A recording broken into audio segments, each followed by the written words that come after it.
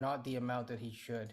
1 second. Let me just see. Did I would this? say the bubbling undercurrent in the Raptor fandom. So I don't think he hasn't caught it in the public mindset that you're talking about. Yes, but the fandom, I think they're done with this dude. I'm going They're to send you guys a meeting, and we will mhm. see if this works. I Yeah, don't why know. isn't it working? I be, it has to do so with StreamYard. I paused my account and I never resumed it, and then I tried to resume it just now because I thought you could do it on the fly, and it seems a little bit more complex. Okay, So let's give this a shot. we will find out soon enough. I might even be live. I am live actually right now, which is You're live. I am live right now. So yes, I am live actually. So I'm gonna mute myself. I joined the Zoom meeting that I sent you guys, and we will see you guys on Zoom. Okay. Okay. Oops.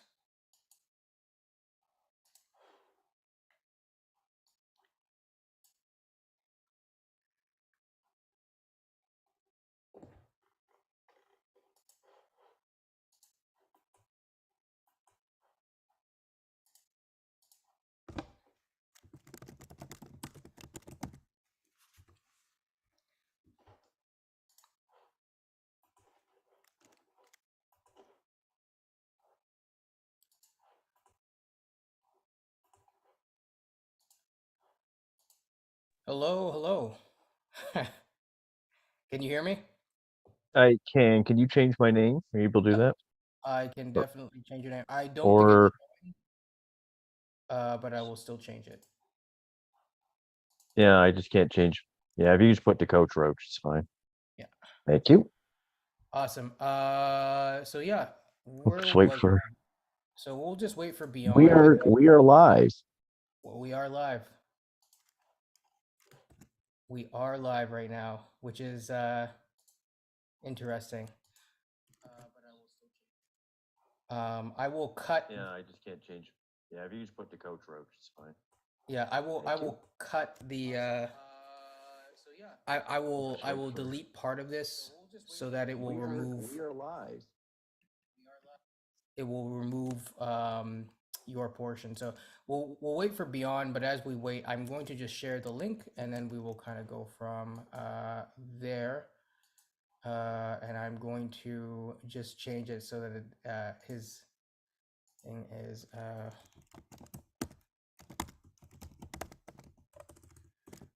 There we go. Okay, so we are live.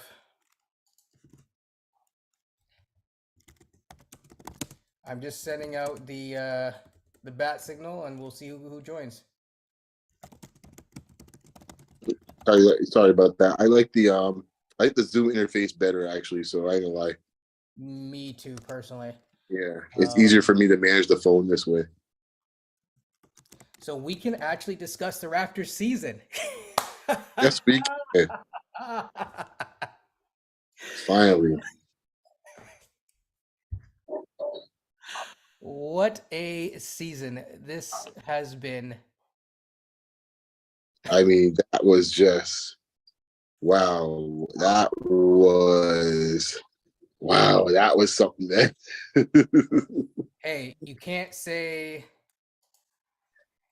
that Siakam didn't show up in the fourth because he did, except for those well, free. knowing a lot of folks, they'll come on here and just look at the fact he missed two free throws in the game in this case here and say, Exactly. "Hey, you see?" And it's like there's a lot going on there before we got to this point. You shouldn't have had to get to that point. Like Yes. that's the problem that people look at this as surface levels. Like, no, man. I mean, how much shots did I think he was? I think Fred was 8 for 21 or 8 for 22 or something. It was bad. Sorry, I'm just discuss of the Raptors. I mean, I Fred was was worried there for a second. I was worried that we wouldn't, that we'd be facing Miami, and they pulled through. They Hey, Kelly, Nick, and Fred, man, to do their thing, man. Oh man. Fred was Um, 8 22. He did shoot 50% from three, a little over 50%, but I mean the free throw was bad tonight. It was awful. So what? That kid got in their head that much? Like, I mean, they weren't shooting free throws that great on the other side of the court. Was you switching sides of the court? Like, No, it so didn't matter, it I seemed. had my thing on mute like most of the time. Yeah. Damar's daughter, the real MVP tonight. that's why I posted that. Man. Boy, and it pretty much went down the way I thought it would be. Like not as pretty as I thought, but I figured it's like Demar down in a close game will do hit a couple of shots. But it was actually ended up being Levine just killing us. It was like 39. Can, yeah, and like can Billy you Donovan. Huh? can you still hear me? And do I sound Yeah, normal? yes, you Yes. do. Cool. Billy Perfect. Donovan. Billy Donovan realizing after a half, like, oh yeah, they're using Fred VanVleet to check Zach Levine and getting away with it.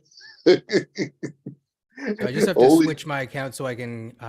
I won't be able to put the. We do have people watching. I won't be able to put my different comments on the screen this time because that's not really working. But I will be able to respond to the comments. So I guess before we get into anything else about our overall thoughts, we should probably just do a quick recap of the game. Uh, I will probably just lead that off because Tim, I think you missed a little bit of the first portion of the game. So I'll just say the Raptors came out, and I think that they played a pretty solid game, as solid as you would expect, given the circumstances. I think that they actually came out fairly strong.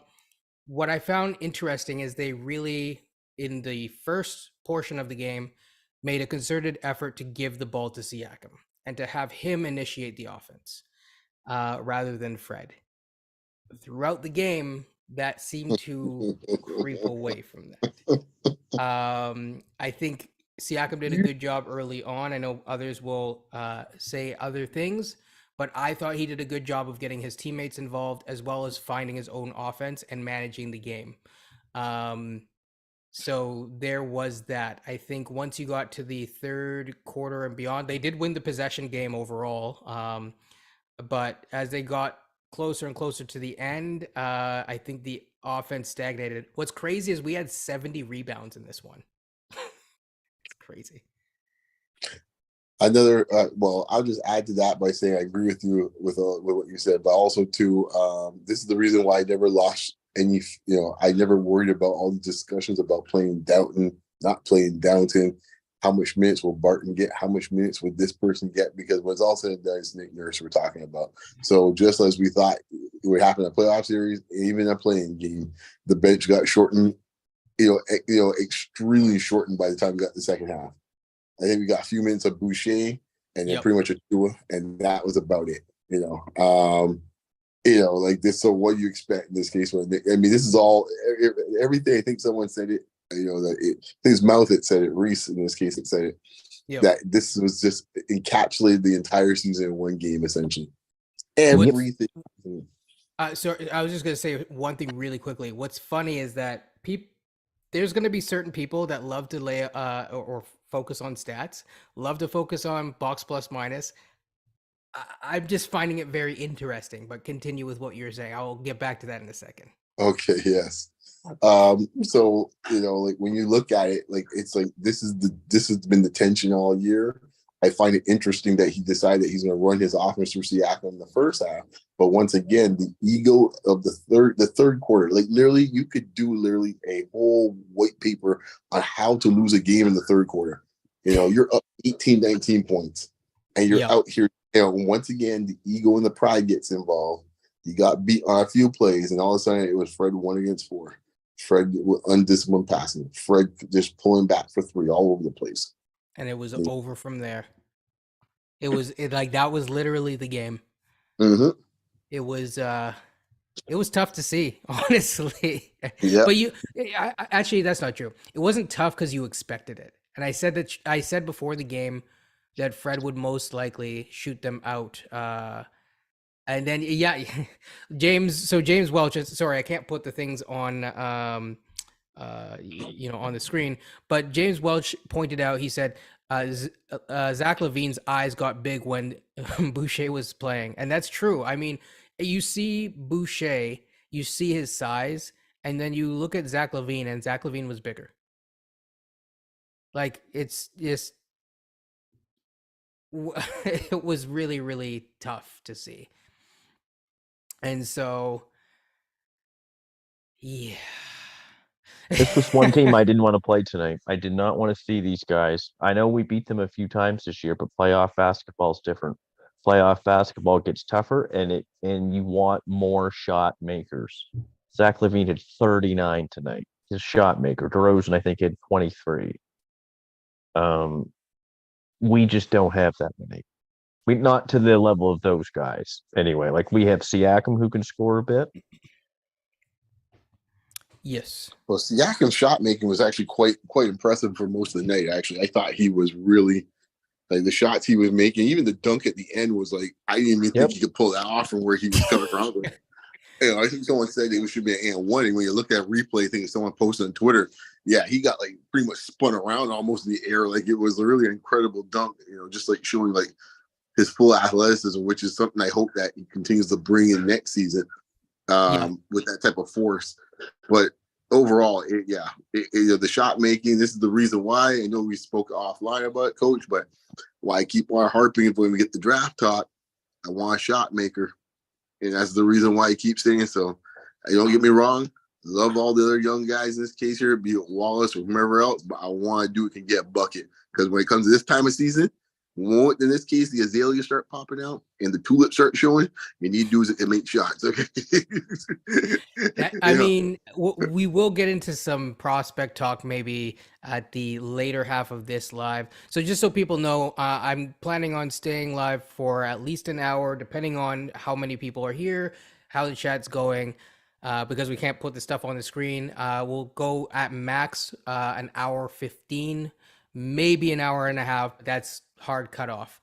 But yeah, I mean, there's just not much to say about this game. I mean, now we can truly look at Tankathon. I think the interesting thing will be the other game and the outcome. You kind of probably would want OKC to win so that would push us further down um, in those standings. But just again, I know lost in it will be Siakam's performance. I really thought he played very well. I really felt he was in control for most of the game. He did miss his free throws, but he wasn't the only one. There was a lot of free throws. He shot 45% from the charity stripe. Scotty, 50. He was the highest of the starters, 57%. It was atrocious. Not great. When Pearl looks like pretty much like everyone else in this case here, that's not a good sign. That's not a good sign. Pirtle 1 for 2. Fred 3 of 6. Like OG 3 of 8. Like these are not good. We'll also just 37%. I didn't mention it on purpose. Yeah. No, I'm glad you mentioned it, Coach, because I was going to get to him in a second in this case here, right? Because all the things I've been saying all year to all the Raptor fandom, we can't move from OG, we can't do this, we can't do that. When it came to crunch time in this case here, they had no problem going after him in this case with DeRozan. No problem attacking him, And so, he plays some great defense at times, but the shot making in this case is still pretty much below par. The 3-point shooting is streaky. And on defense in this case here, if you get in the right spot, where to kind of, you can use his aggressiveness against him in certain ways in this case. If you have a cagey offensive player like DeRozan. And it was amazing. They had no fear. They're running their offense the same way in the fourth quarter. It was through him, or through Fred. So all these fantasies and these kind of like what's the word I'm looking for? These theories or abstract notions of what they think certain players are. It all got blown up tonight. It all got blown up tonight. I mean, I've been calling for even just shoot, I don't know, 100, 200 free throws and make them before you leave the gym. Like that, we've been talking about this all season. Yep. So exactly, and I don't think it's a coincidence that besides Pirtle, In this case, where it's Pirtle does what Pirtle does, he usually shoots around 60% anyhow, right? He doesn't take a lot of shots, so that's expected. But the only two guys that take a lot of shots in this case that shot over 50% really and shot high percentage was Scotty and Pascal, right? Because these type of games start to show in this case who can make shots, who can make plays, right? And everybody else, without even me looking at the full scorecard right now, I already know what it looks like for everybody else. Okay, if you're not looking, I'm gonna give you an over/under, and you can take a guess because I know Coach has seen these numbers most likely. So, OG over/under 35.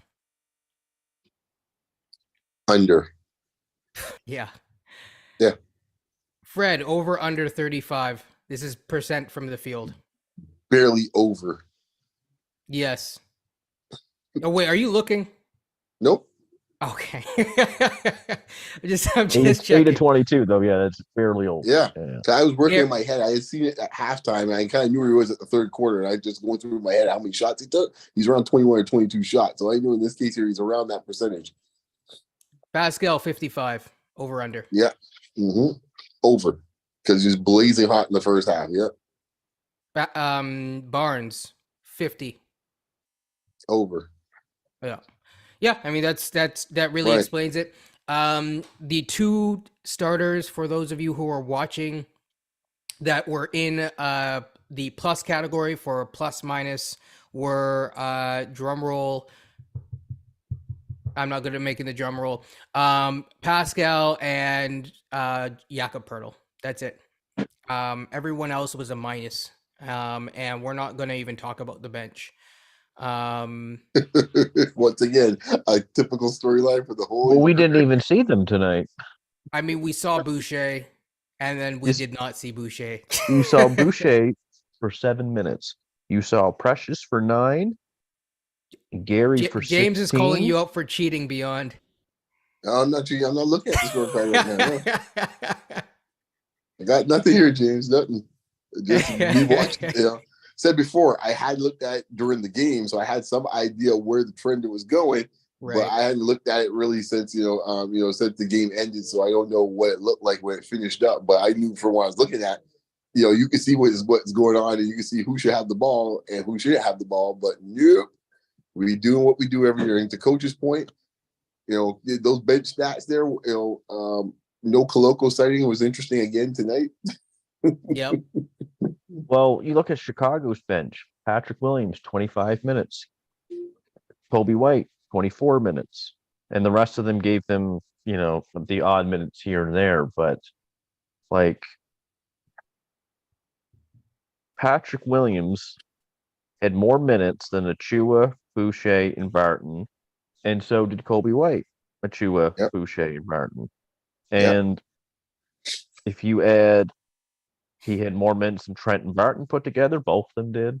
I'm not saying that Nick should have played the bench more, but Fred didn't even sit the second half. 41 minutes he played. So did OG and Pascal. Think about that, right?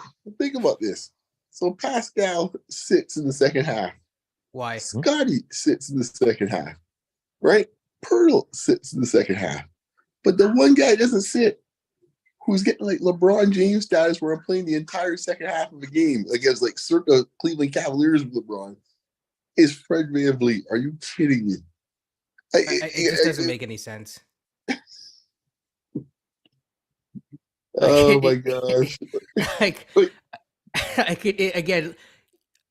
For whatever reason, Pascal will catch strays that he is not a performer and stuff like that. I'm like, he showed up this game. He showed up.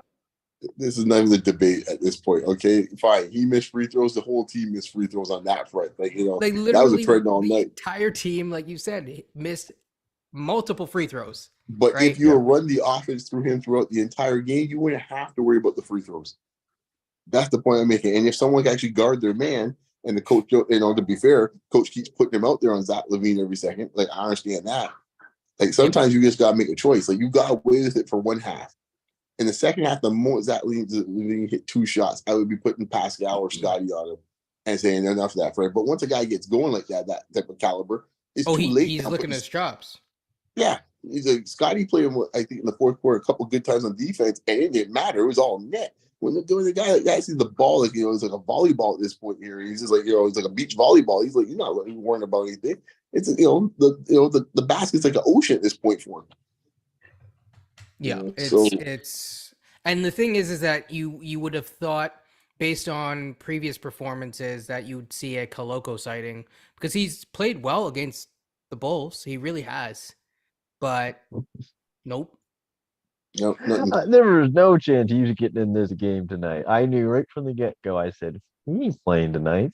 It matters too much. Right. So ask yourself this in this case here, right? Because essentially the minutes he's getting is the Achua minutes are what we're talking about here. I would have been okay with that. Yeah, right. So Achua played 9 minutes. I think he's a minus in this case as well too. I'll give him credit. He actually one of the few guys that hit 2 free throws in a row. So props to him. And it was really looked really good. But like, you tell me those minutes in this case, you think Coloco can be more impactful for the same 8-9 minutes? I mean it's debatable, but I would bet on it. Instead of betting on yourself. Yeah. I'm so glad that this thing's sitting right there on the two of these dudes, man. Like, there's no way around it, man. And that's on them. And like we could, and I don't know, like he felt that hard. If Messiah and Bobby can't figure this out after seeing what happened tonight, then that's on them. They might be next to have to. We might have to have a discussion about them next because like this should be a very easy decision. Yeah, no. And I think a lot of people will, and JD, I'm going to get to your comment in just a second, but yeah, I think a lot of people are going to look at the box score, nothing else, see, 26 points, 12 rebounds, 8 assists from Fred VanVleet, and 3 turnovers, and, say, you know what, he did well. And this is why you got to watch the game. So, yeah, I mean, we'll talk about this game for a tiny bit longer, but I think we can now talk about exercise the demon that is the this season, and we can kind of move towards the draft. James is actually asking about the draft, but yeah, JD had a very funny comment that said "pound the rock" with a crying emoji. It looks like. Someone took that literally. That's the problem. No, but the iteration of this team. Sorry. The iteration of this team. It's not good enough. No. It's just not. I mean, the next time I think it's just run out. It happens to a lot of coaches. It happened to Pat Riley in the 80s. Yep. It happened to Phil in the 90s. It happened to Chuck Daly with the Pistons. I hear you, but I don't think any of those coaches, and God rest his soul, Chuck Daly, I don't think any of those coaches would have had a season like this and look this bad and unprepared for so many games. Never. Now, you might lose a Pat Riley team, and he may be outgunned with the talent in this case here, but his team's never going to look unprepared. And I would say it with the other two guys as well, too. Now, this coach here, I don't know what he's doing half the time. I mean, he's running. He seems to run counterintuitive. I think you cut out at the end there, Beyond. I think he's frozen. Oh, okay. Yeah. So, yeah, I agree with you, Coach. I think it's just one of those things where, while we wait for Beyond to unfreeze, I think it's one of those things that like every single team has the potential to almost in a sense have like an expiration date. And I think that is one of those things that we are seeing right now is that this core has had an expiration date, and usually you're hoping to get that expiration while things are rolling or you can reach it. But I think we've peaked. Now, does that mean that we have to get rid of Siakam? No, definitely not. And I think that there are things that we can do to move forward while we wait for Beyond. If you want to talk more about the game, we can. Otherwise, we can just jump straight into the future because we are already getting some questions. Well, okay. I think you mentioned about the expiration of this team. Yeah. We've had this team for 10 years, more or less this core. I know it was DeMar and Kyle, but Pascal, Fred, OG, they came on very shortly after. And, I think it's certainly time that pieces of this core get broken up. I don't think you have a choice. You can't run this team back next year, even with a new coach. Would a new coach help a bit? Maybe. Who knows? Schematically, they probably would help, but it's not going to add to the talent base. The biggest thing is the talent base. It's not deep. The You know, definition of insanity is doing the same thing and expecting a different result. yes, So, yeah. Yes, it's a talent as well too, but you're up 19 on your home court in the third quarter. Mhm. At some point, you got to look at the coach. Like, what are you doing out here? Like, that's the yeah, other part of it too. Like, it's not something where I hope they don't come about way with this. It's like, oh, I'm just gonna put this on the players. It's the roster. Oh, poor Nick. No, you're up 19 points, and Nick Nurse let somebody in this case here let his guard run possession after possession, where he's 1 against 4, chucking out 30-foot jump shots, running out of control and passing the ball in this case in places he shouldn't be passing to and creating turnovers. And I'm sitting here watching, I'm tweeting out here like this is getting out of control. I don't like where this is going. And you can see it happening. No time it's getting called. No way of saying, okay, I'm gonna pull him off the bench and get someone here to calm things down. You can put Pascal back in the game and say calm things down. No, nothing. I'm just rolling with the same thing. And then you're in a single digit game in the fourth quarter with two guys that score over 30 a night, perhaps. Good luck. Wish you luck with that. Like this dude is like too many games this season. So if you see this one, and go, coach mentioned Minnesota. This is exactly this. that's This is exactly Minnesota. You can keep going down. Just think of game after game where this looks just like this. So like this coach to me is like my point with the coaches before I got cut off. I'm sorry about that, everyone. Is like I could question how good a coach he actually is, right? And I mean, he's won a championship. Fine. There's a lot of guys that won championships I don't think are great coaches. And I mean, heck, there's a hill you could die on with a bunch of those dudes, right? They're just average coaches that happen to be in the right place at the right time. And I think the determining factor with Nick is he which guy is he? Is he a guy that really is a coach that should be more of an upper echelon coach people think he is, or maybe he's just a dude that happened to be in the right place at the right time. Now I'm leaning more to the latter. That's where I'm at with it. I mean, I'm not saying I still believe in it, but I'm saying that I still do think that he's a decent coach. I just think he's not the right coach for where we're at right now. Um, I really quickly, we have a question from James. Thank you, James, for joining, by the way. We'll see if we can get John in as well. But um, he's asking if it's more the core or the depth. both.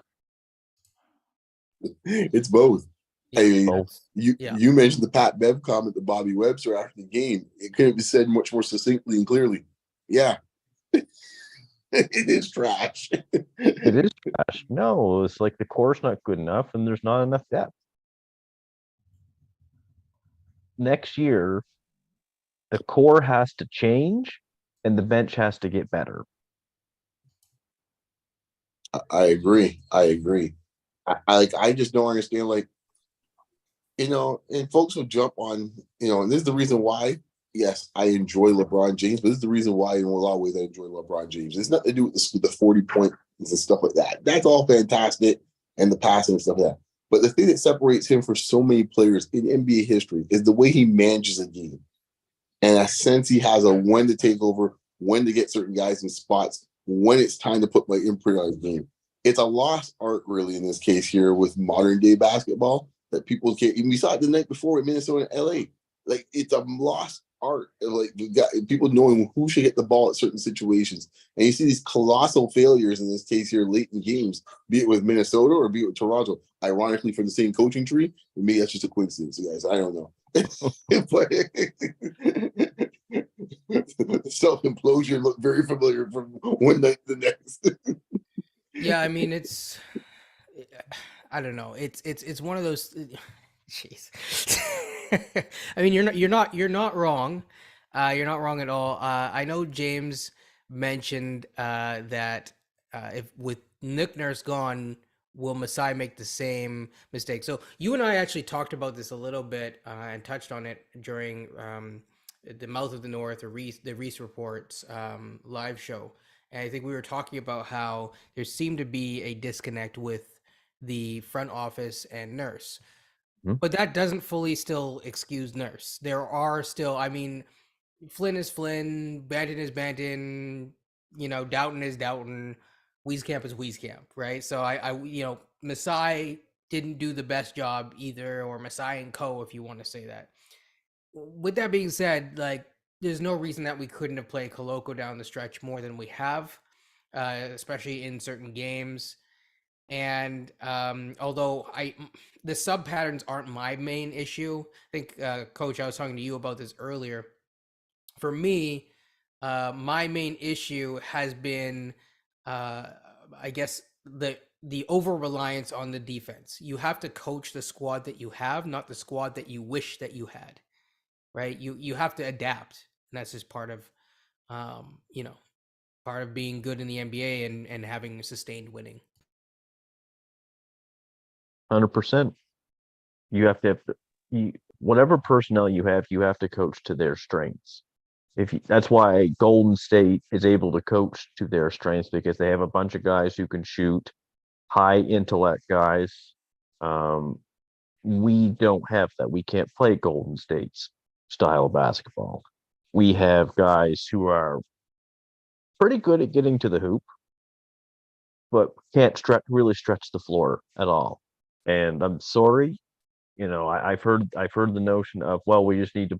Why are we taking so many threes? Or, why aren't we going inside enough? It's not going to work today in the NBA. It's just not. Threes are worth more than twos, and if you shoot close to 40% from three, it's going to be worth more than like 60% from two, or whatever the math is around that.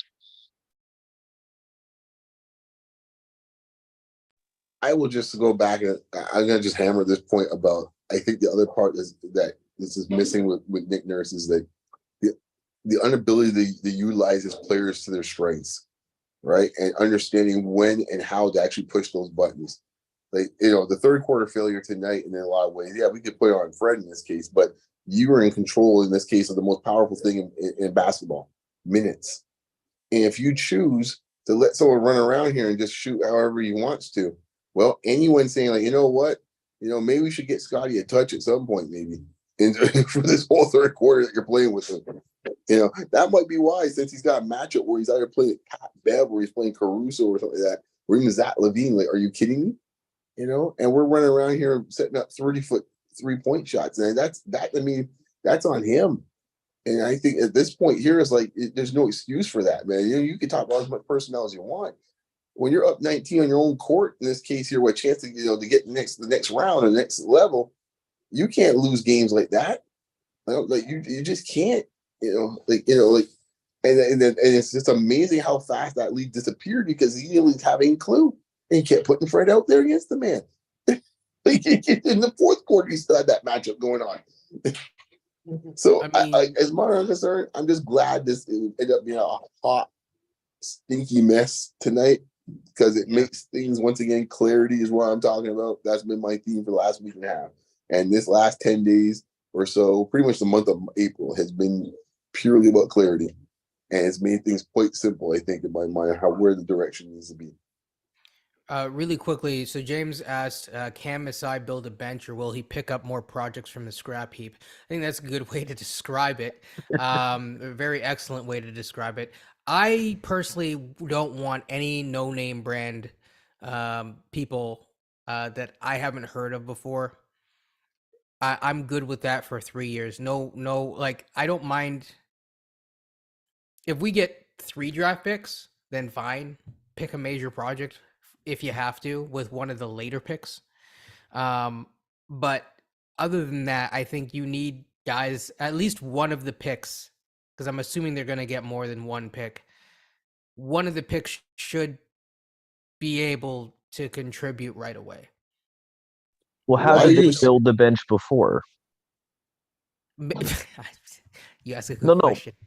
no. But I know how they did it. How they built the bench before. I guess first of all, smart draft picks. They had picks for starters. They had first round picks. They had multiple first round picks a few years there. They had Hurdle, Siakam, Yeah. same draft. They had OG the next draft. Before that, they had DeLon, and they got lucky with Norm and stuff like that. Yeah, So, Norm was it, the Vasquez trade. yeah, they Oh built man, their we're going bench back. through the draft. Yeah. That's how they did it before. You That's my traded. that's my future Flynn trade. You see for that second round pick. You see. Yeah, I mean, well, yeah. I think I like that's the thing. I'm not even worried about 2024 yet. I'm worried about this draft. Like let's nail this draft before we Right. worry about the future. Oh, I agree. And I think one of the things I think to James' point, I wouldn't put it as colorfully maybe as James, but I think my point would be is that, like, for example, let's take Precious, for example, right? Mm. There's this great fascination with Precious from this front office, and specifically Masai. I've never really heard anybody else on any NBA show, any NBA podcast, any NBA we write up have talked about Precious in some kind of manner that he's going to be like a game changing player that has this great potential of being something more than what he is. No, So no. like, what world are we living in that everyone else seeing something very different than us?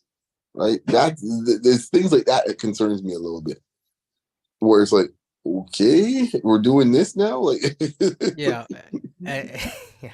I mean, it's a challenge, right? Like Precious is the perfect example where, and listen, like you never know, maybe he comes back balling out, but it's like his skill set currently is redundant with a lot of other guys. So, okay, I think you can afford to have one Precious. I don't think you can afford to have Precious and Boucher and another dude who can't, and Thad on the same bench. That's with oh but great, Bo Cruz. even right, even Thad, right? Like no one was looking for Thad.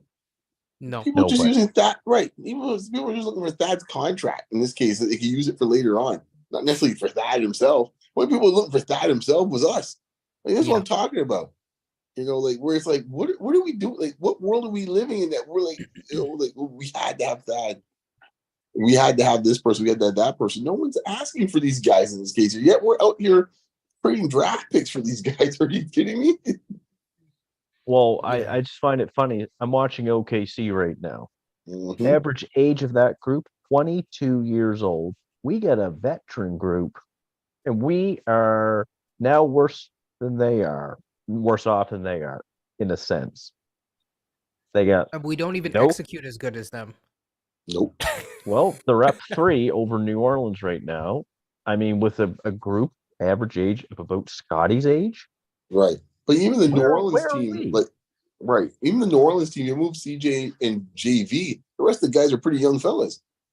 Yeah. Yeah, Now, I don't Trey. mind giving up second rounders to move up or whatever. That doesn't bother me, but I'm thinking moving forward for the next 2 years, you are not allowed to trade a draft pick.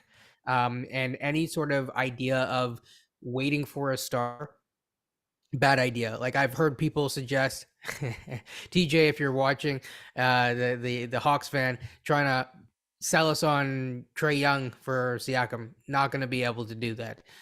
Not no.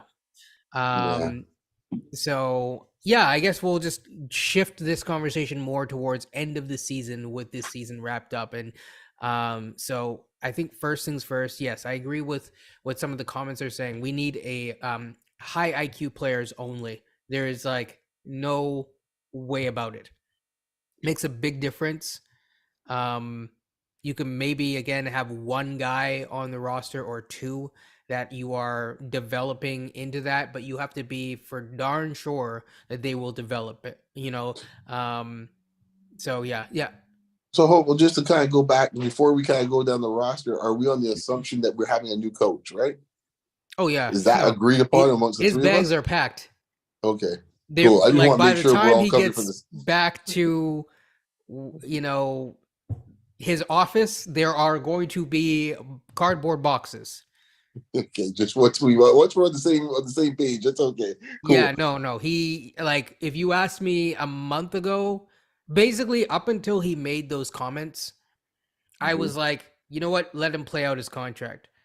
When he made those comments, I was good riddance with him. Yeah. I'm sorry, but I mean, I can understand that maybe it's a form of protest or whatever, but it's it's dumb. Frankly, Yeah. it's a bad move. And if you're trying to angle for a contract, you gotta win first. You're not in a place and you don't have leverage. I say you don't get what you deserve. You have the leverage to negotiate. You don't have leverage to negotiate it. And yes, I agree with James, what James is saying. So I understand that you're saying a lot of it is on Masai, and I agree. A lot of it is on management, but the coach is the coach, and he's responsible for what he's responsible for too. I mean, there's no lack of fault to go around for this season. There's a lot of things that did go wrong.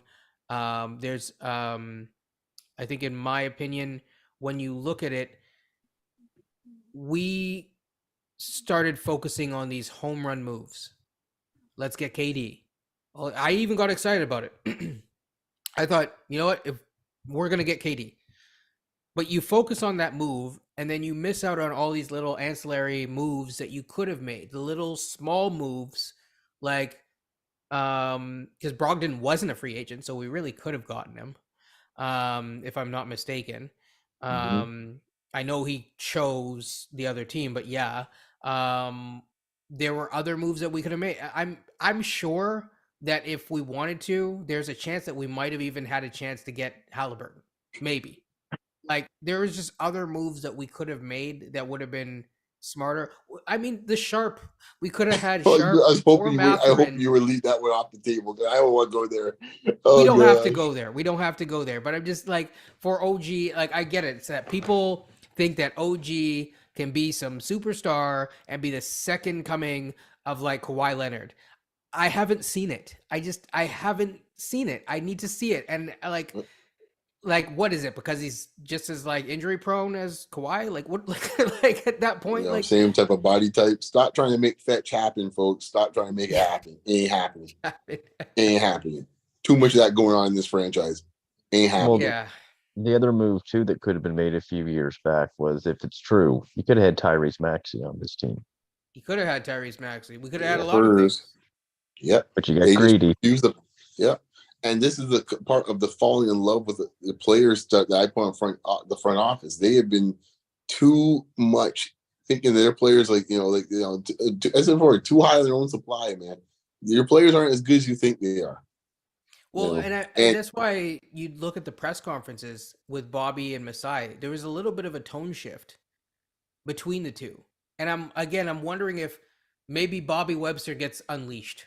This, because he's the one that really was the architect for the Kawhi deal, if I'm not mistaken. So maybe that's what, I'm just tossing out ideas here. Maybe that's maybe I just know this team seems to be concerned about trying not to make it almost, I don't say, like, nervous to make any sort of big moves.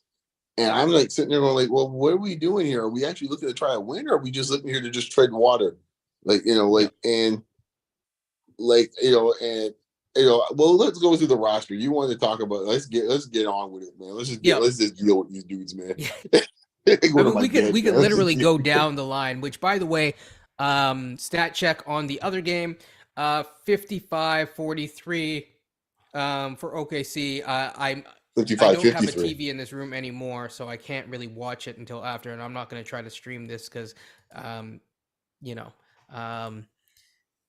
I do not have NBA TV app on this. Don't do illegal streams is what I'm saying. So to go down the roster, I guess first things first, let's actually go down the roster and say, are you keeping or not? Stay or go. So I'm just gonna go in the order of who's showing up. OG Anunoby. Which, by the way, we didn't really talk about his game today much, but we can skip that. Well, I think I did in this case here, talking about this with the poor shot selection. Once again, getting cooked in the fourth quarter by DeMar. I spoke about him. He wasn't escaping me. Yes. He can go, as far as I'm concerned. He can go. Yes, I think if he, I don't know if it's passive aggressive or what, but seems like he's asked out several times. He He wants to can go. go. That might actually be an opportunity for you to retool slash have a slight rebuild without having to give up other players. I think it's clear now, and I'm sorry for folks on the line or even listening to this afterwards. Which has been apparent to me, but hopefully become more apparent after this season and this game tonight. OG Anunoby is not third option on a really good team. He's not. Okay. People are still holding on to hope for other people that we will get to later. Yep. So I would not be surprised if we saw that. Pascal Siakam, um, both of y'all keep or sorry, coach OG. Um,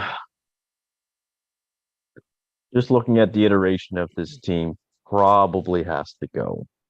Yeah. If it's true that he wants to, if he wants to stay, if a couple of guys are gone and he wants to stay, maybe you consider it. But if that's not the case, probably got to go. Since people like to jump the gun on contract talk, would you pay him 35 to 40? Nope. Okay. So next, Too much. Too much. Not enough games played. Pascal Siakam. Coach, I'm going to start with you on this one. He stays. You need the work ethic. You need the leadership and what he brings Yep. to practices, to games, just the overall improvement from year to year. Assuming they're not going to just tear this thing completely down because that's not what they do. Bring Pascal back. Yep. And I don't know if it's needed to like rip it down to the studs. I can't remember who said it. If it was Beyond or someone else in the spaces, but certainly wasn't me. But I like that and I've kept it. So yeah, was it you Beyond? Yeah. Okay, yeah. So yeah, I've kept that because I really like that that saying. I always picture a bunch of dudes stealing Yeah, and stuff from a car. Doug Smith was on that Bob McCown show, and they asked him, like, is there any? Are they thinking about maybe tearing it down to the studs? He said, from what all he heard, absolutely not. They don't do that here. So Yeah. Yeah, no, I don't. And yeah, again, like I don't think that they need to. Okay, so Pascal Siakam, and then beyond. I mean, I don't know why I'm asking you this because we know. You know me, man. So like, you know my theory and where I'm going with this. So he's a keeper. There's no two ways about it. I mean, I thought tonight's game is getting lost and all the other nonsense. He was everywhere tonight. And all the folks talk about Pascal's defense. You notice when it came with the clutch time, guys. If someone's defense you had to worry about. He's out there guarding guards. He's out there dealing with Vucevic. That's why I try to tell you guys all year. I see you. I know who you're talking about. I try to tell you. When it comes to crunch time, don't worry about the defense. It'll be there. Yep. No, he yeah. I mean, I won't harp on it. Jakob Pertl, I'll just kind of skip over this one. I'll say keep mainly because you made the moves and Right. you I mean Yeah. if you're gonna spend to have You got to keep them. to, It's the to spend him principle. to That's all be it comes down to. yeah, like you have to keep the asset. And to be fair, I do think that it's not perfect, but with a new coach, you could probably, from an offensive standpoint, get it to work. And I think from a defensive standpoint, great. And I think that Jakob does enough that you could probably, at the right price, I don't think he's going to get 20, but for the right price, I do think that contract will be flippable in the future if the right opportunity presented itself. Scotty Barnes we're gonna skip over because he stay for life. For now. he's Can out. I What are you make one talking point about? about Barnes though? Because let me just put it this way. There's a lot of folks who I enjoy listening to, and sometimes not so much to listen to. I told me in this case all year, just wait for when the brightest lights come on.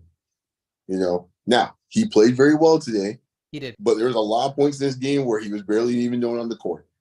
And that's one of the things I said all year. Now, I thought tonight was really we're going to see the cape was going to get put on and Scotty was going to walk through the door out from Clark Kent to Superman. That's why I was sold by some of these, in this case, the Scotty faithful. I see you out there.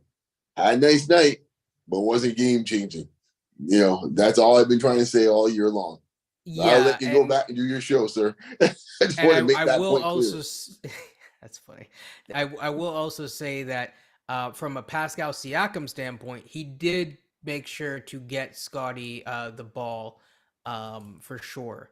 So I don't think you can say it on put it on Pascal for not giving him the ball. There was a lot of times when Pascal did a good job, especially early on, spraying passes to him or you know, he was getting the ball with Pascal at the helm. So just putting that out there, no.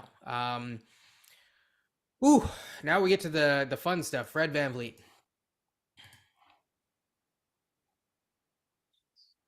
We really have to waste our breath with this at this point. Okay. There's no Nigel here to save him or Lily. Well, here's the thing. Fred wants the bag. Yeah, that's the Can't thing. get the I don't bag. see him even like it's I've joked and said that he could opt in and like if like there's literally nothing around for him, I could see him saying like, "Oh man, like I got to." But like it's an opt in to get traded. He's not coming back.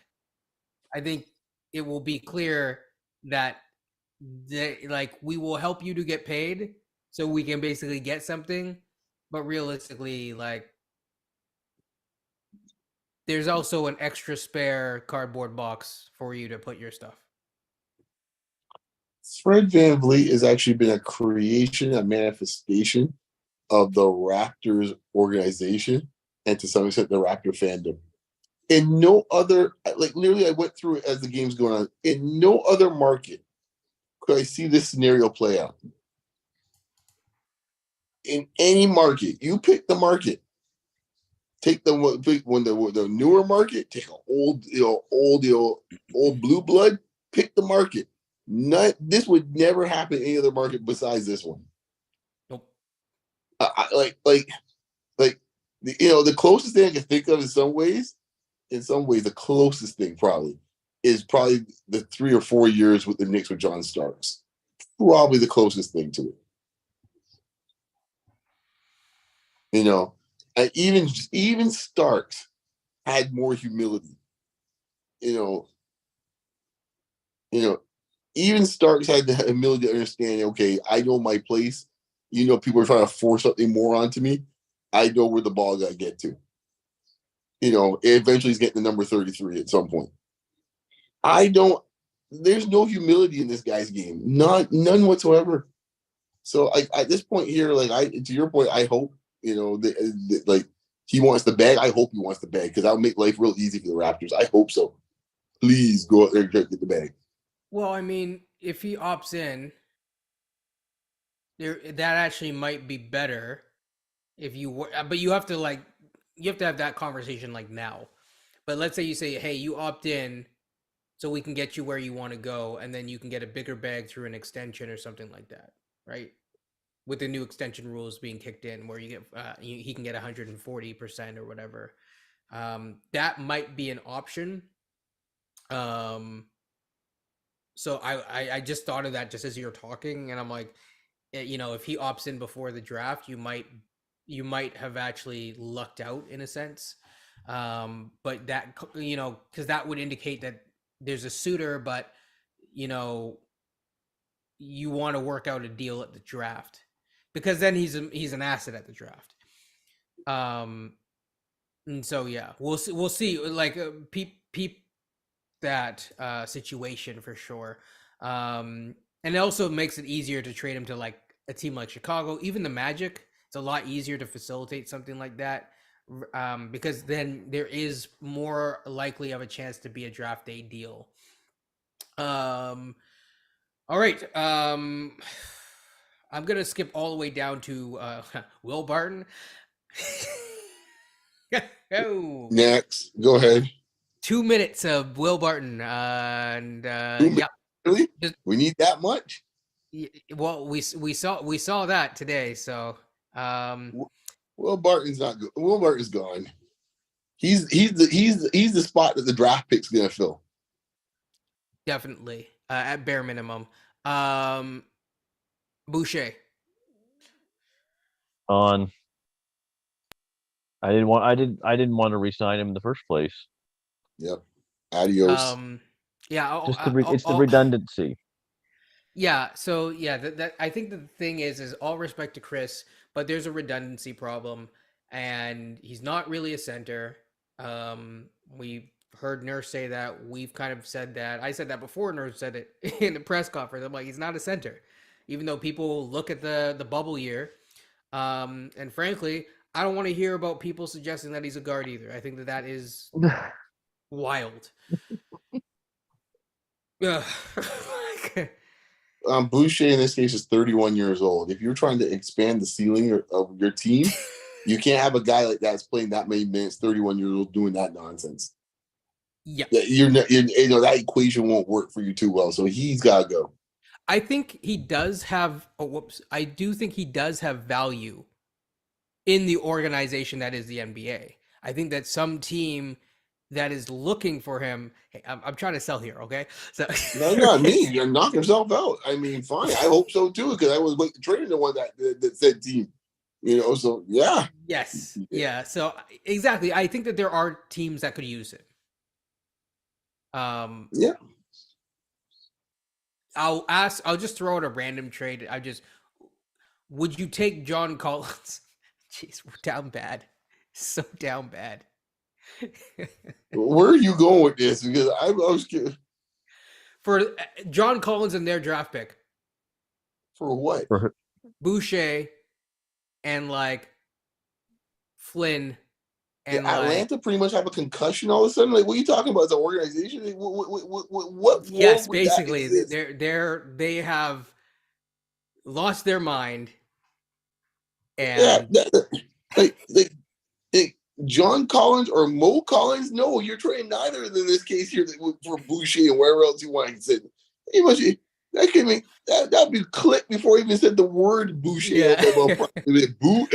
Bye. Click. See, like that's the thing. The one deal, and it still might be on the table. The Knicks idea that we talked about. We won't go through too many trades today, but yeah.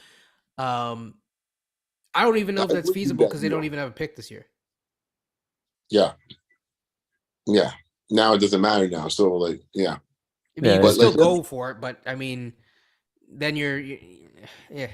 Anyways, okay. Just to really quickly players this year. Yeah, so just to really quickly run through it. Precious, you want him on the team next year or not? He can go too. And don't worry, James, I don't actually want John Collins. I'm just throwing it out there. And definitely not at that money. Yeah, sorry. So you said about Precious? I would ship him out too. Yep, Coach. I would keep him one more year, see what you get, just based on his age and what bit he did show earlier on in the year. But he's got to come back better next year. The nice thing is that he is in a contract year next year, but he's also has his restricted rights. So if he plays well but not well enough, you can actually use him as an asset. So I think in the scenario that you do trade Precious, you're looking to probably move up in the draft or to get a second pick, and you're using him as a way to get that. But I'm gonna go neutral on that. I'm neither here nor there. I can understand both situations. I lean towards if he's going to stay, he has to seriously expand his game, and I don't know if we can afford to have a project like that on our team next year, regardless of the outcome of next year's season. All right, we're gonna skip most of the bench guys because I'm not gonna ask you about Joe Wieskamp or Koloko. I think we all like Koloko. So I'm gonna go move a little bit up, and we're gonna talk about Flynn and Banton as a duo. Are you keeping any of that next year? Flynn No, Fanton. I don't want to, but maybe he needs one more chance to see what you got. So I will say yes, but I'm not in a confident way. And that's for Banton. Phantom. Yeah. Okay. Are we going to see a Jeff Doughton next year? Might as well ask it. Yeah. And by the way, I do think that Jeff Doughton I think he will find a home in the NBA. I think there's talent there. It's just, again, we need a talent upgrade. Um, I think you'll see Downton on the team. I'm not saying he's backup point guard, but I think you'll see him on the team. I mean, I'd be okay if we kept Doughton, but then you're definitely looking at one of Flynn. I mean, even regardless of how one feels about Flynn, if you're a pro Flynn or you're not into Flynn, I know that there's some people that still think he could be a starter on a different team, and it's just Nick Nurse, which fair enough. If that is the case, I still think even for Flynn's sake, you need to get this dude out of here. For his sake. You know, you guys are like, you're trying way too hard to. Hey, again, I'm trying to sell here. I'm trying to be positive, hopeful. Man, you don't have a good hand right now. That's your problem. Man. It's like I like even Banton. If personally if the Raptors get a second round pick this draft, I would be willing to move on from Banton as well. Yep. Yeah, I mean, I would be happy getting 3 first rounders if it's possible. James did say that he doesn't think we can get much for Boucher, and I agree. We won't. Oh, San Antonio is yes, so that is true. San Antonio does seem interested. Do we match San Antonio going for Bantam if they pay more than the minimum? That's a very good question. I would say no. What are we doing, man? Like Banton's got to prove himself to be at least a professional NBA player at this point. Yeah, Why am I matching for a guy I don't even know might be in the league in 3 years' time? Like, what are we doing? Yeah, well, so James is saying that Kenyon, you can try to sell Flynn, but there's no buyers. Now, the thing is that may be true. However, we have, if I'm not mistaken, exercised his option, so we need to find a buyer. I actually suggested this before, and the guy played great yesterday, in my opinion. We should have traded Flynn and maybe a second rounder or two for Nickeil Alexander-Walker. We could have had him. That ship has sailed. Yeah, he's got athleticism and talent. We don't like those type of things. Like, allergic to it. The next toughest thing, and this is kind of the end of this talk before we just jump into draft talk. Gary Trent. Honestly, I'm more open to keeping Gary more than others. Probably, I think more than any other player, he's been used as a pawn more than any other player with this whole thing with Nick in the front office. In my mind, I think he's been kind of just put out there on Front Street. He's never complained once. He's doing his roll off the bench. If he's starting, if he gets his minute cut, if he gets ripped by the coach, he just goes out there and he just plays his game. That's it. Now, is it perfect? No. You know, even though funny enough, quietly though, the last couple of games in this case, he had about 2-3 assists, by the way. So that is interesting.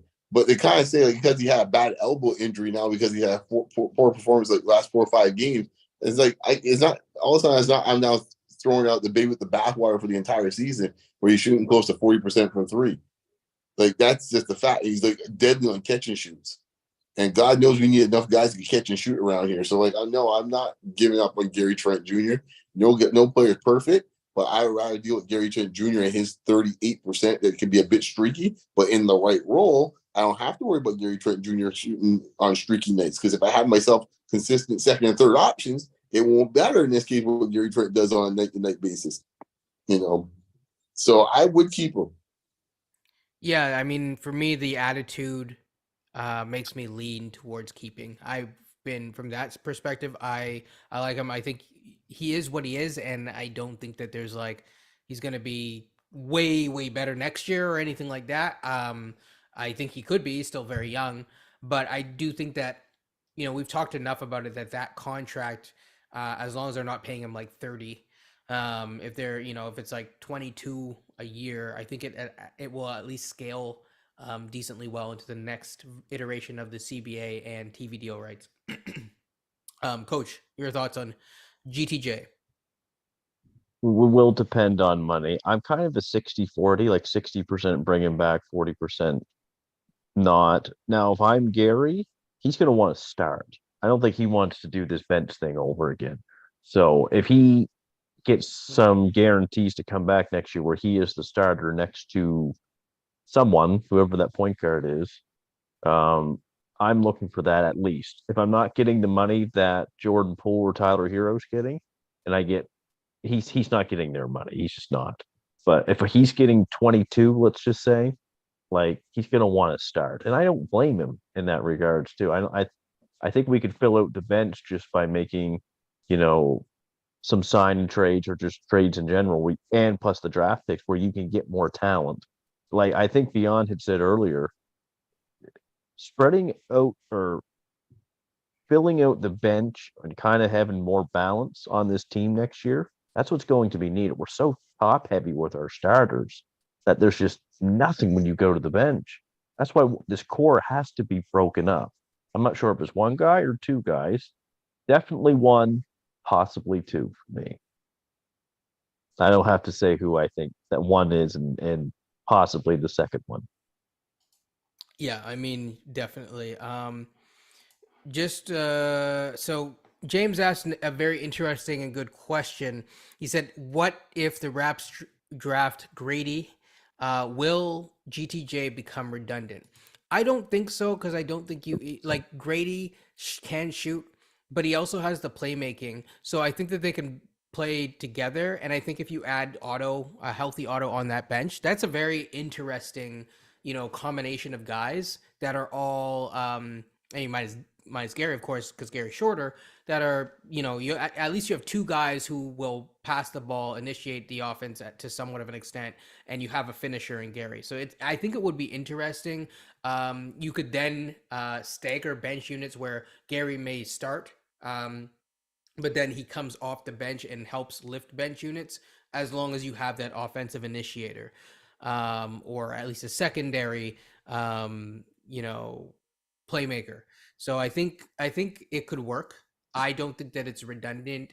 There are guys that I do think that you would draft that could make him redundant, but yes. James, also welcome, Raptors Dan. Good to have you in the house today. Um, I think if I JD said you guys aren't on Raptors Live TV. I had my mic defending Beyond, saying that he is right about Yak. I Fight the good fight, man. Fight the good fight, JD. All right. shouts. Yeah, I mean, listen, I don't think people understand what you meant, so I'll help you clarify. I'll defend the point because I agree. Is Pirtle a bad player? No, that's not what you were saying. No, yeah. Pirtle is a good player. It's just if you had someone who could stretch the floor, given the strengths of your best two players right now, in my opinion, which would be, if people want to be persnickety about this, Barnes and Siakam in no particular order, sure. Then at some point you need shooters, and you need more shooters than non-shooters. I don't know why it's so hard since the team we just played essentially does that with their center. Like, Yes. like this ain't that hard to figure out, folks. Vucevic is a better fit with Siakam and Scotty on offense. Yes. Miles Turner is the fit for them offensively and defensively. Hurdle is the fit for them defensively. Offensively, solid, pretty good, but not the fit in theory. No. And that's why I think, again, it'll work out because he will be an asset that another team will need at some point at a decent price. And he's a good NBA player. He, in my opinion, plays defense overall, depending on the game, at times at an all defense or borderline all defense level. I think the numbers bear out. The eye test bears out. I think his passing is great. Ideally, next year I would push him to work on everything up to a 15-foot range, and if he can extend his range, we might not have to have this full conversation. But Mm-hmm. without him expanding that, I don't even care about the free throws. If he just does that, and he can hit like the mid range at a 45% clip, I'm not asking for a world beater here.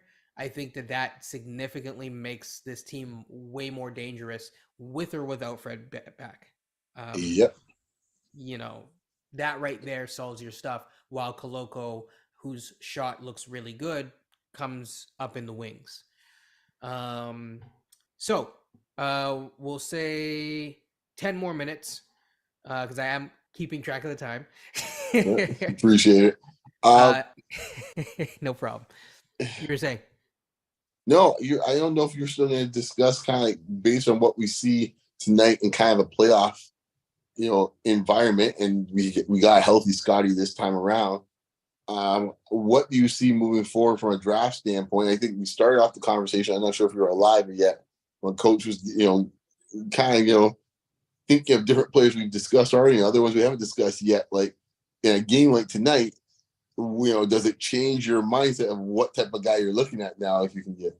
Nope. There you go. It reinforces the move that I want to do. So for starters, we haven't gotten to this person, but I would love it if we could get Cam Whitmore as well as add someone else on this team. I think he is probably the guy that I would target if I were the Raptors. I think I've been relatively decent with my talent evaluation skills. Although Coach would potentially tell you otherwise because I think he's top notch. And I think beyond you're pretty good as well. So maybe you guys would say that my talent evaluation is, piss poor, right? No, No, But you were right about Trey Young. You were this right is about Koloko. I think you're spot on usually. usually for this type of stuff. But I mean, we'll see. Like I said, there's a lot of you need to start learning about these guys and see them in interviews and that sort of thing. Um, I would really try to get Cam Whitmore on this team and then go from there. I think I talked about it before. I know people are like, "Oh, he only shot 34% from 3," but if you dig into the numbers from like catch and shoots, it was 1.54. I'm rounding up a bit. It's 1.538, but 1.54 points per possession on catch and shoots, and similar numbers from off the dribble shooting. That put him in the 85th percentile for all college kids. I mean, I think he has, and keep in mind he had a thumb injury that he got surgery on right before the season. Mm. I think he can shoot, and I think he will improve his shooting as we go. We will definitely get into that in a more in-depth way. But yeah, and then if you had your second pick, I wouldn't move up for him. I would like with your pick, I would move up with a player, and then I would try my darndest and pray and hope that you either get someone that someone likes and you can trade that person for either a Grady Dick or a Cason Wallace or a Keontae George, or you just take whichever one is left by the time, because someone will be, I guarantee it, someone potentially other than Nick Smith will be left. Watch it be Anthony Black, by the way. It's like more of the same. Yeah. Oh, I tell you, man, this front office, man, I don't know. Like just look at the last 10 minutes of watching this game and the type of shots are being made in this game. Like there've been some incredible shots being made in this game. Like you gotta get guys that can make shots, man. Like it's just like you get away with that. Like let's put it this way: this is the Draymond Green philosophy, and I totally get where he's coming from. There's guys in this case are 82 game players, And for the most part, we've drafted a lot of those type of guys. To me, like, and stuff like Anthony Black. And then there's guys 16 game players. Right, right. Right? And at some point, you need to get some 16 game player guys, man. We can't have a bunch of 82 game player guys that get us to 53 wins, and then we're getting smoked in the best at the second round. You gotta get some guys that can make some shots that have some dynamism to them, man. Like it's too, and like be if it's Cam Whitmore or in this case it's Keontae George or some other offensive type of thrust where it's like, okay, we can put a ball in this guy's hands in a pinch in case they're putting pressure on Pascal and give the ball to this guy. I just like it's just frustrating to sit here and watch this team play and sit here and wonder, like, you're seeing teams like this here and they got guys all over the court in this case making plays, and you're sitting there going like, how many dudes in their team that could probably make a play with a ball? What, when Fred gets hot and Pascal, and that's what we're talking about really here. Like, I mean, I've been looking for this term for the longest time, and I just remembered it just now. It's moxie. You need someone with moxie. Yeah. Right? It's that It's hard to describe, but yeah, it's that, but it's also the fact it's like, because guys got moxie, but don't have the game to back it up, right? Like Pat Bev got moxie, but he ain't got no game to back it up. In this case, the moxie, right? I think it's the combination of that plus a dynamic score. We just flat out need a dynamic score. A guy could get the hoop, a guy could pull up in this case right in anyone's face. Like we don't have a lot of dudes like that. Like dudes on that team. If you argue that it's GTJ. No, he's not that dude. Yeah. He's not that dude. Like, he just ain't. He's a bad facsimile of one trying to do it, but he ain't it. And that's no shot at him. Like, he's a solid, good player, but the best type of way you would play him, like if I had him on my team and I was coaching him, I would have him as either in catch and shoot scenarios or running him off screens. Like all that stuff that he does where he does these step backs and crap like that, I would just remove that from his diet, man. That's like empty calories. Really remove him from the diet. And that's why I would just run with him. So, really quickly, just a stat check on the game. OKC has pulled ahead 78-74. Now, this is important. If OKC wins, in terms of the rankings, they are currently 11th. The Bulls have beat us. They are tied for 11th. So we are now currently in 13th. We will not be any higher than 13th. We could be in the 11th by the end of today. So keep that in mind, big pong balls coming. So here, let them keep coming up. You see, just now they show a highlight package of SGA. That's what I'm talking about. Where it's like scoring in all sorts of ways in this case here to put pressure on the defense, right? And just you need a guy that could just do that for you, man. Like, I'm not saying it has to be the guy to be the first option, but you just need to be a guy that can do that for you. And it's like we don't have enough guys like that, man. I'm looking on the court here, man. It's about 4, 5, 6 guys maybe between the two teams where I feel like those guys can get a shot for me. So we're at the 77-minute mark. Like I said, my max is the 90-minute mark. I don't know if we're going to make it quite to there, but James has a question. He said, a statement, I should say. His comment says, I think the hard-driven defensive system the Raptors used mentally wore down the players. It worked last season, but it is many games of a very menial style of play. I think that's pretty fair. I think it's tough to play in a system like that that's so challenging. It really is. Sorry, I'm also seeing you're expelling so much energy on the defensive end, and we've seen so much gambling. Like, I think when that Pirtle trade happened, he even said in the press conference, like, the Raptors play such a gambling style defense. I'm coming from a conservative style of defense where it's, the best abilities, availability on the court, stuff like that. Now, the Raptors weren't really one to be in a ton of foul trouble this year. I didn't really notice, but when you play 40 minutes a night and you play that style of defense, You need a 10 to 11 guys to do that, Mm-hmm. to play that style. You can't run that with 7 or 8 guys, that style. Guys wear down. Nope. Agreed. Casey Agreed. could have done that with the bench mob in 2018 because they were running 10, 11 guys out. That could work. DeMar led the team in minutes, 33 minutes. He didn't lead the team with 38 minutes. Yep. Well, it's crazy too because people say, "Oh, well, we got to get rid of Pascal because he's being run down." Well, just get a coach that won't run him into the ground. Like, it's not that hard to figure out. And maybe the front office actually get legitimate bench players. Yeah, you know what I mean. Yep. Sorry, James basically said, which is very true. So we could move to the 12th spot, potentially depending on this game, to move to the 11th spot. James is correct. He said, I think Miami needs to basically lose to Chicago, which is true.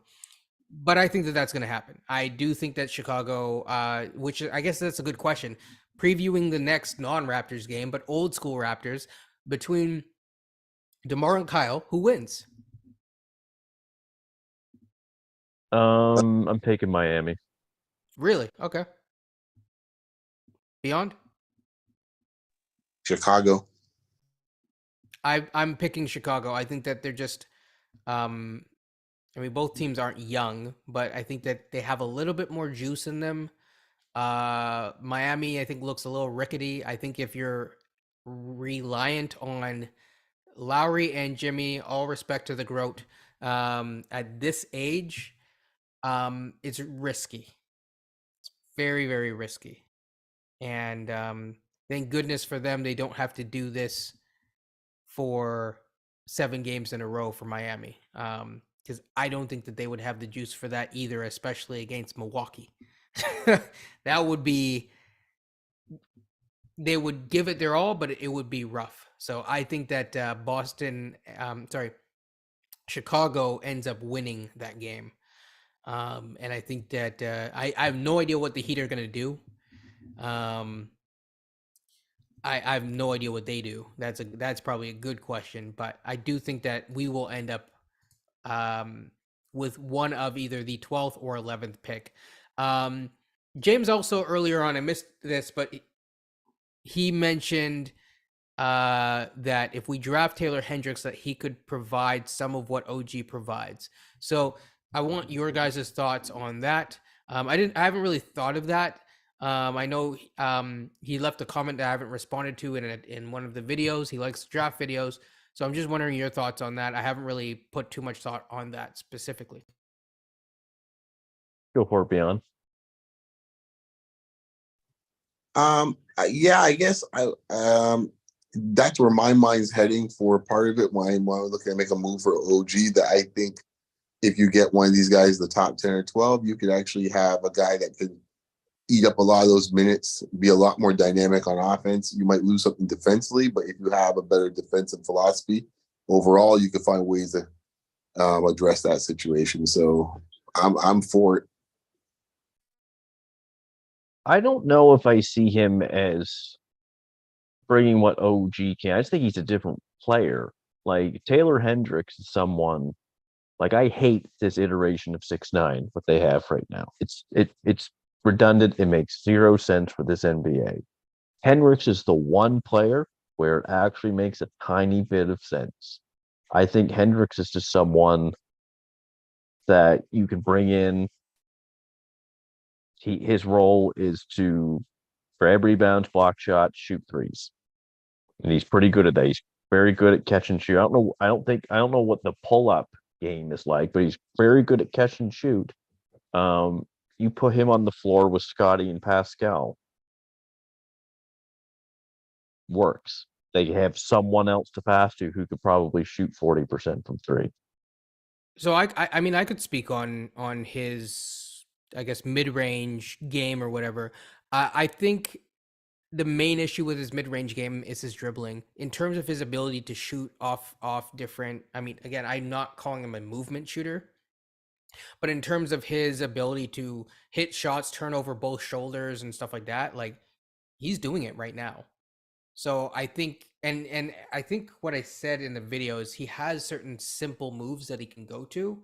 So he's a very simple, like he's trying more complex things, but he also has the ability and is more than willing to go to more simplified offense, which I find that's a very good sign when a guy is like, okay, I can see the next move, but I'm gonna rein myself in, and that to me tells me that he's coachable. Hendricks? Yeah, Hendricks. Yeah. Oh yeah, no, from, I don't know. I'm guessing from what he, I'm assuming he would be coachable and stuff to do that. I just think he'd Yes. be a good fit just in general. Like, we got 2 picks in this draft, which is my hope, which is what they need. They need to add to the talent base. Yeah, in a sense, they do got to get a little bit younger and higher end talent by getting younger. Um, Oh, sorry, I got the thing wrong. James compared him to Butler defensively, not OG. Sorry. Jimmy Butler, Yes. I don't know enough about his defense if he's that. Like, I mean, switching up on guys. Like, I know he's a shot blocker. I don't know if he's like Jimmy Butler in that regards.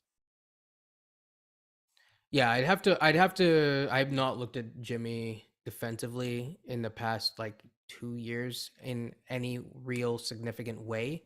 Um, but I do remember him in the playoffs. I mean, I more look at Jimmy from the offensive side. He's very tenacious as a defender, but like I haven't really dug down into the numbers.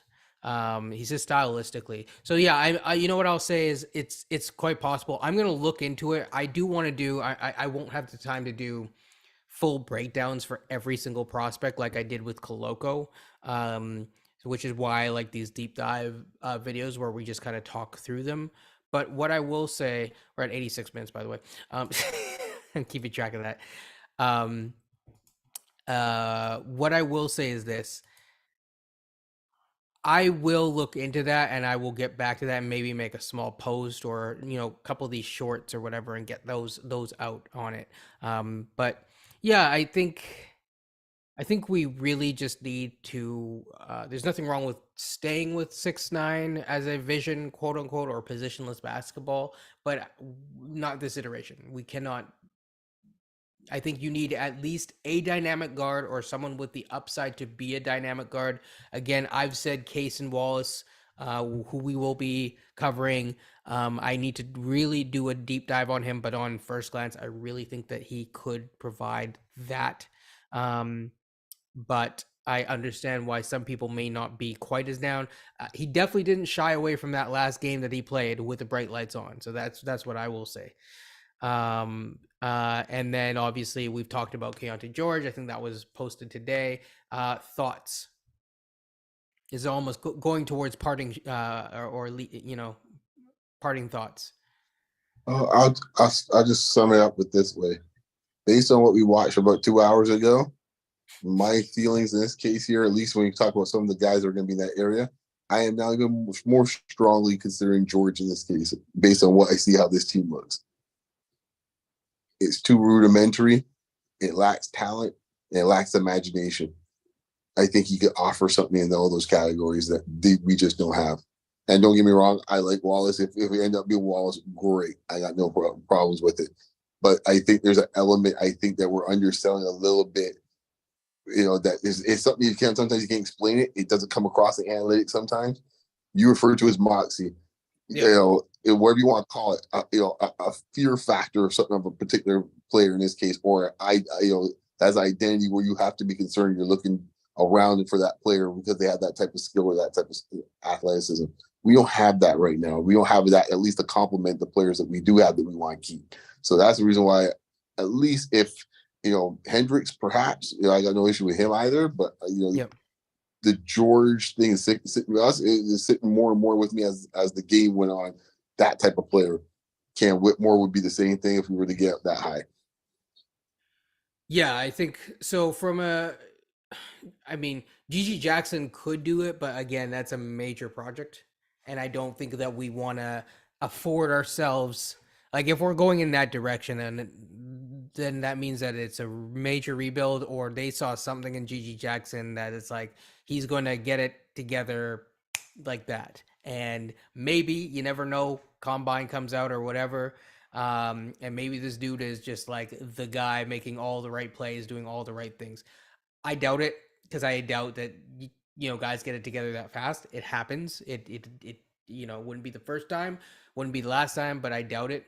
But he's a very interesting prospect. And outside of that, in terms of the guys that have like the it factor of what we've looked at so far, and maybe we'll see other guys as we go along. Um, I hear what you're saying with Kaysen. I think he does, but not quite exactly what you're looking for because I think I know what you're looking for. And out of the guys that we've looked at, we haven't really talked about him, but I think we've looked at him enough. It is Cam Whitmore, and then the other one is George. I think George is a little bit like the 6'4" frame kind of causes some people concern, but at the same time, he has the girth to him, and like it's weird. He's not like hyper athletic, but he finds ways to get into his spot and absorb the contact, which is really what you want. Um, yeah, thoughts on that before we close. Well, kind of what Beyond just said. And when you see a game like tonight, we lack shot making.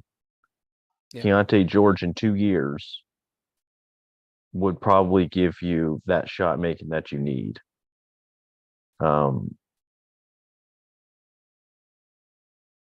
he just offers something different than what we have.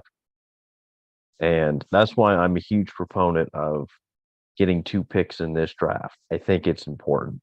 If it's George and Hendricks, if it's Wallace and Hendricks, I'm fine with that.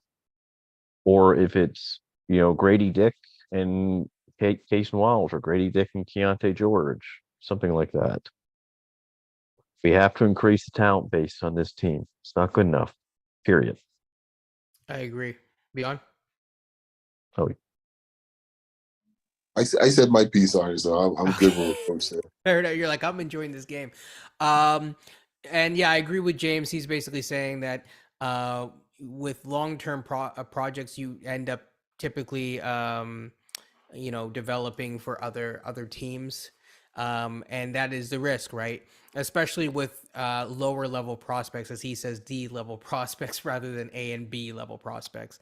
And I agree with that. I mean, you need guys who are going to be prospects that are going to pop very, very early on, which is why I've been a big proponent of Cam Whitmore. I think that he has the skills, but I also think that he has the athleticism with the upside that it's, I don't know. I'm really sold on him as a prospect so far, without going to like Scoot or Brandon Miller or whatever. But yeah. Okay, so with that being said, everyone, this has been an impromptu live. We will not be having another play-in game live because there's no more play-in. I'm just going to do a quick score check. Third quarter, and OKC is up by 10. I'm assuming that that's not going to change. Fingers crossed. And with that being said, it's been a pleasure to have both of you on my channel as always. Is there anything that you guys want to quickly plug before we close out this specific space? You're like, go Raptors draft. your days are ahead, I hope, because Masai and Bobby, you punted everything at the trade deadline to this offseason. Take your vacation now. You got a lot of work to do to improve this team. I like what Lily said the other day. She was like 3-2-1 Cancun, and there was someone else. It was actually the Bill Simmons podcast, and he was like, "Some of these teams are like Cancun teams," and I think that that's kind of where we've been for a bit. It's like they're ready to go on that fishing vacation, ready to go to Cancun and chill out. So yeah, I'm gonna quickly just check. Thanks for the live show. Yeah, absolutely, James. Glad. I might do one for the finals. We'll see. I will have to be potentially either might have an interview for something. We're not going to talk about it right now, but James knows and the rest of you guys know. Also, I might have to be studying, so it really depends, but we will see. There will be more draft content, definitely, because there's nothing else from a Raptors land standpoint. and we'll see what happens. It will be very interesting to see the moves, the order that they happen, and the speed at which they happen. So, with that being said, thank you for everyone who joined us. Thank you guys for joining me. And JD, shout out. Yes,